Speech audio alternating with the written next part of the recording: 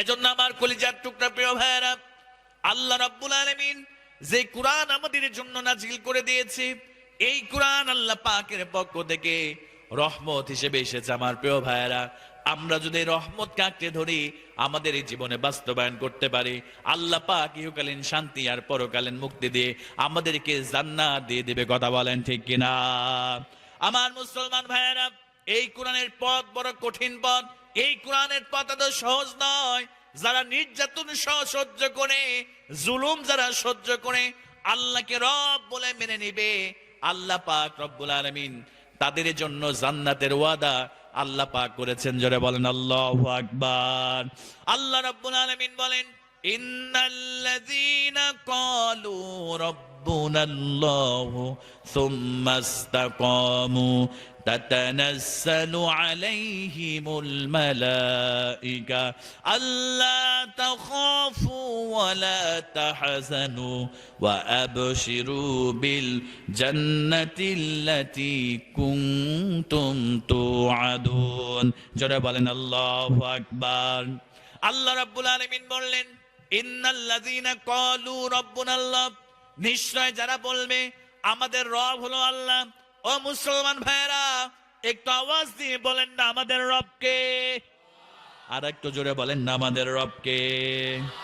আল্লাহ পাক বললেন, ইন্নাল্লাযীনা ক্বালু রাব্বুনাল্লাহ, নিশ্চয় যারা বলবে আমাদের রব হলো আল্লাহ, সুম্মা ইসতাকামু, তারপরে মুসাবের মতো জুলুম আসবে, আম্মারের মতো জুলুম আসবে, হযরত সুমাইয়ার মতো জুলুম আসবে, হযরত বেলালের মতো জুলুম আসবে। এই জুলুমে বিচলিত হবে না। সুম্মা ইসতাকামু, এই কথাটির উপরে যারা ইস্তেকামাত থাকবে, প্রতিষ্ঠিত থাকবে, আল্লাহ পাক রব্বুল আলামিন বললেন, তাতানাজ্জালু আলাইহিমুল মালাইকা, আল্লাহ পাক রব্বুল আলামিন তাদেরকে 5 জায়গায় রহমতের ফেরেশতা নাজিল করবে। সবাই বলেন না প্রিয় ভাইরা, কয় জায়গায়?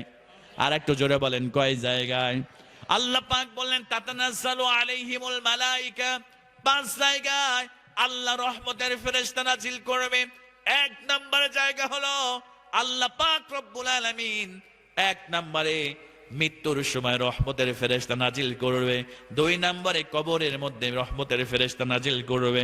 3 নম্বরে হাসরে, 4 নম্বরে মিজানে, আর 5 নম্বরে পুলসিরাত আল্লাহ পাক রহমতের ফেরেশতা নাজিল করবে।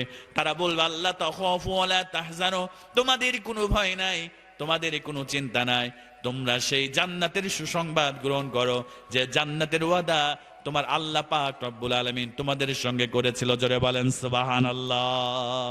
এজন্য আমার মুসলমান ভাইয়েরা, আমরা কোরআনের পক্ষে থাকবো। কোরআনের পক্ষে থাকতে গেলে ঘর ছাড়তে হতে পারে, রক্ত দিতে হতে পারে, জীবন দিতে হতে পারে, সব কিছু কোরআনের জন্য দিয়ে দিব, আল্লাহর জন্য দিয়ে দিব, ইসলামের জন্য দিয়ে দিব। তবু বাতিল শক্তির কাছে এই মুসলমানেরা তাদের মাথাকে নত করবে না। কথা বলেন ঠিক কিনা? যদি কোরআনের জন্য জীবন দিয়ে দেন, আল্লাহ পাক রব্বুল আলামিন আপনাকে 6টা স্পেশাল পুরস্কার আল্লাহ পাক দান করবে। সবাই বলেন না প্রিয় ভাইরা, কয়টা পুরস্কার দান করবে? 6টা স্পেশাল পুরস্কার দান করবে।